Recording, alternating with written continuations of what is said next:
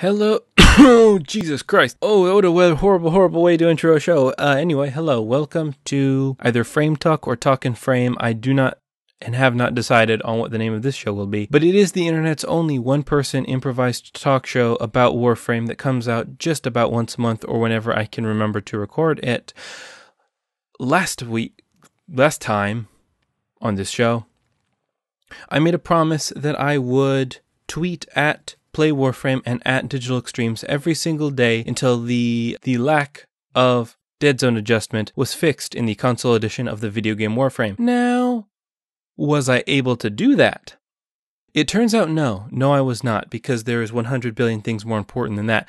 But I did think about it, and they do say it is the thought that counts. Anyway, on this Times edition, I want to discuss the Astilla weapon, which is apparently a shotgun despite the fact it has an enormous range. It is essentially a gun which fires glass slugs that burst on impact, and it is ridiculously satisfying. In fact, it would probably be more satisfying if I could aim it with a greater sense of accuracy, but it is super duper effective, and I have been enjoying testing it with my oh gosh, I'm still getting over my illness from last time. It turns out I got the flu from a frosted flake incident. They don't go in your lungs.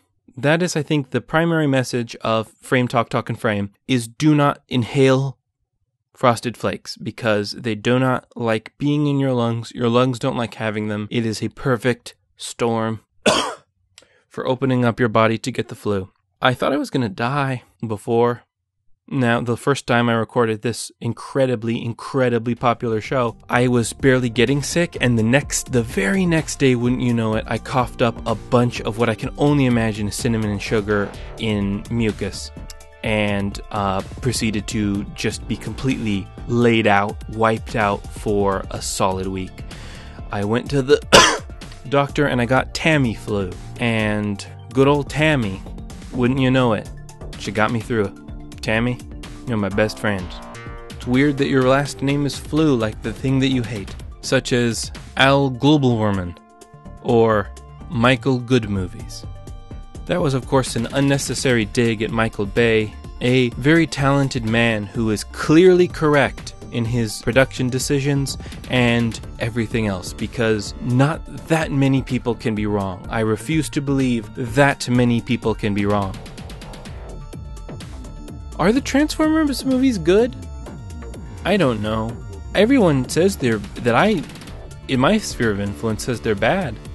I think they're bad. I didn't think the first one was that bad, and I did not think the second one was nearly as bad as critics did. It was a terrible movie, but I enjoyed it quite thoroughly, especially the giant robot testicles. However, the third movie left me so ill to my stomach that I projectile vomited 3 rows in front of myself at the theater. I did not go to the movies to see that movie. I waited for it to be on DVD like a normal person and saw it with my mother and brother.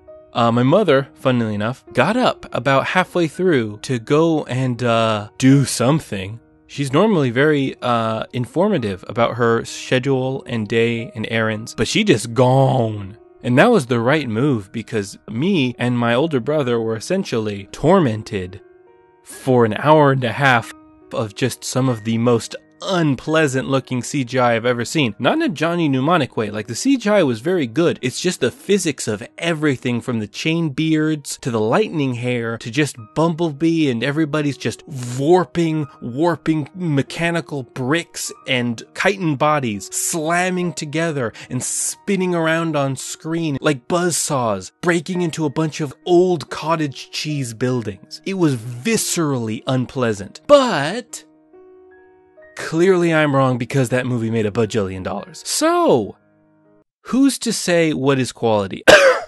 Damn you, Frosted Flake. Not the brand. The brand's delicious. I'm a huge fan of Frosted Flakes. It's so ironic I've been brought down by what I love. Anyway.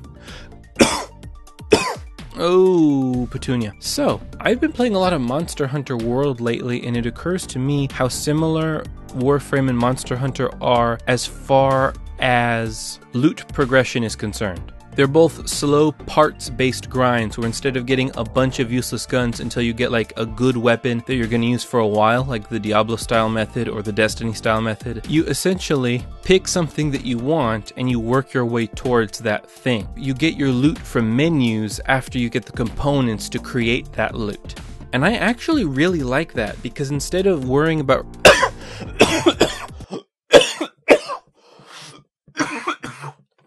I should not be talking this much. Oh boy. That's okay. Little bronchitis never hurt nobody. Except for all the people it hurt.